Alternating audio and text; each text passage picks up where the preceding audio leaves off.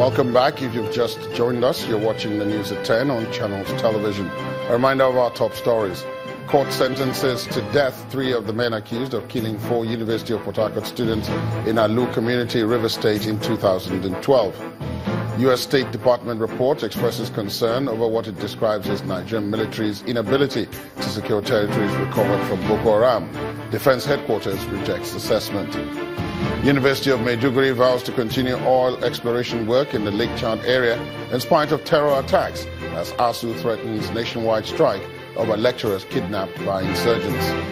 And 8 days to Kenya's general elections, IT manager of the country's electoral commission is killed.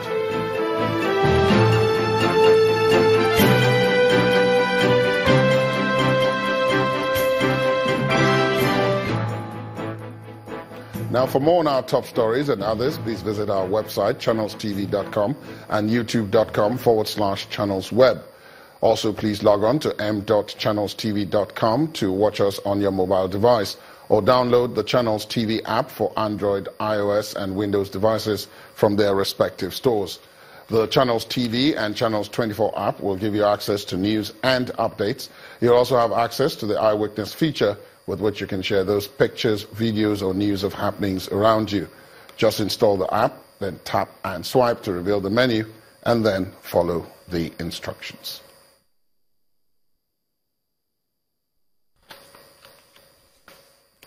Here are some of the pictures you sent to our Eyewitness portal today.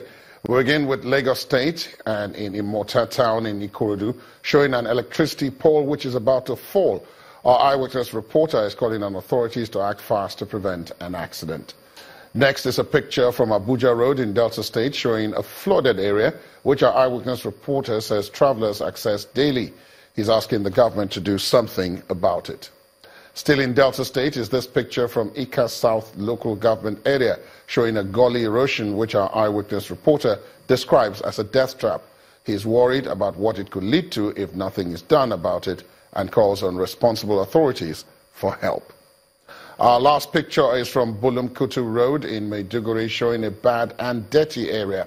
According to our Eyewitness reporter, this road has been neglected for years, and he is concerned about the dangers it poses to motorists and the environment. We thank you very much for those pictures, and we do hope that you keep them coming.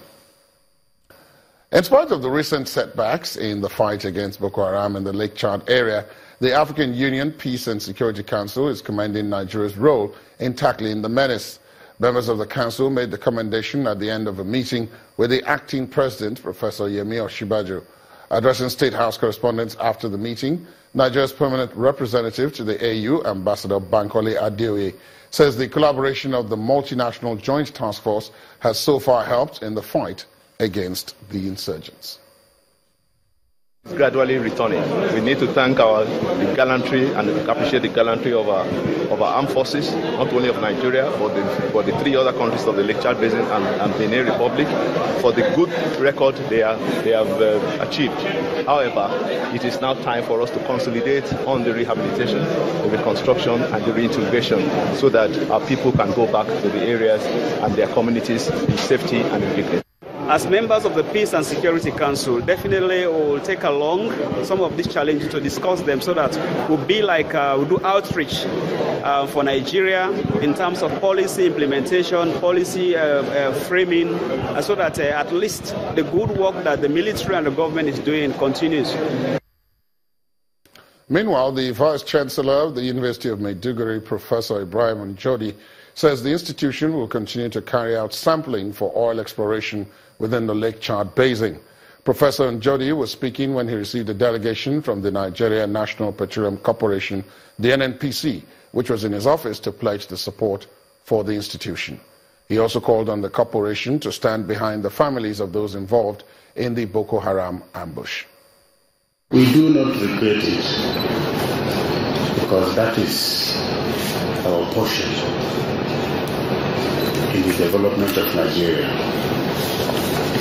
I want to believe that there can be no time in history that the history of Nigeria will be complete without mentioning this very high sacrifice of our staff.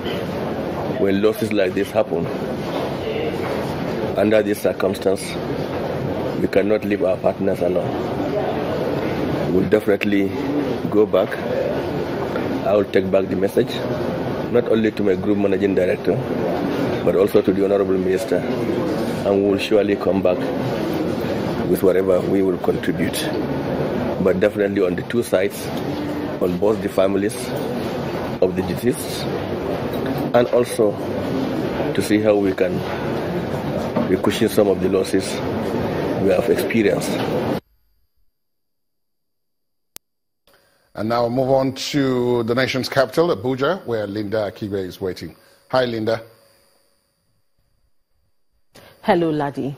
Now, staying with the issue of the Boko Haram attacks, members of the Academic Staff Union of Universities, ASU, are talking tough and threatening to embark on an indefinite nationwide strike if their colleagues abducted by Boko Haram militants are not rescued. The university lecturers are also demanding increased security around universities in the northeast. The kidnapped lecturers are among the 48 people on exploration assignment in the Lake Chad area of Borno State. Others are soldiers, members of a civilian JTF, and NNPC workers. The Pan-Niger Delta Forum, PANDEF, led by former Minister of Information Chief Edwin Clark, has issued a 90-day ultimatum to the federal government to deliver on the promises it made to the Niger Delta people about a year ago. The elder statesman says the group had peaceful negotiations with militant youths from the region after the federal government promised to build modular refineries and clean up Ogoni land, among others. Now they are threatening to pull out of the negotiations if the government fails to deliver on those promises by November 1st, 2017. In Ogoni place, no water, no electricity, no farming, because the soil has been polluted. United Nations set up a committee to investigate the area. They discovered that the place should be cleaned within 20 years. The president sent somebody there last year. But today, nothing is happening in Ogoni. We cannot continue at this rate. We met Mr. President on the 1st of November 2016. By the 1st of November 2017, if the government is not ready to discuss with us, to dialogue with us, and to do the things the acting president mentioned, including setting up a modular refinery, the movement of relocating of oil industry back to the area, we will withdraw from the arrangement, negotiations. We are Nigerians, we will not go anywhere, but we support the government as Nigerians. We are not opposed to it, but we do not want to be treated as second-class citizens. The National Orientation Agency in Adamawa State has assured Igbos residing in the state to go about their businesses without any fear. The state director of the agency, Ahmed Abba, accompanied by the Adamawa State Commissioner of Information and Strategy, Ahmed Saju, gave the assurances when they paid a solidarity visit to the leadership of the Igbo Cultural Association in Yola. As a country is structured to accommodate the ethnic groups to live in any region of their choice. But with the eviction threat by some northern youths to Igbos living in the region, business owners of southeastern extraction living in Yola, the Adamawa state capital, say they are sometimes afraid to open their shops. At this meeting, representatives of the state governments are joining the increasing call against hate speeches, and their message to the Igbo Cultural Association is, "You are our brothers."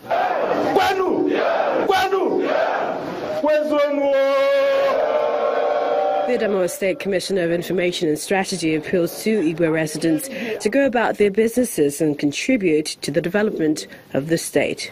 I want to tell you once more that the Arewa youth group or any group that gave ultimatum does not exist in Adamawa State. They have no branch in Adamawa State. We don't know them. We don't need them. The director of the National Orientation Agency in the state, Ahmed Abba, tells Igbo people to disregard the threats against them.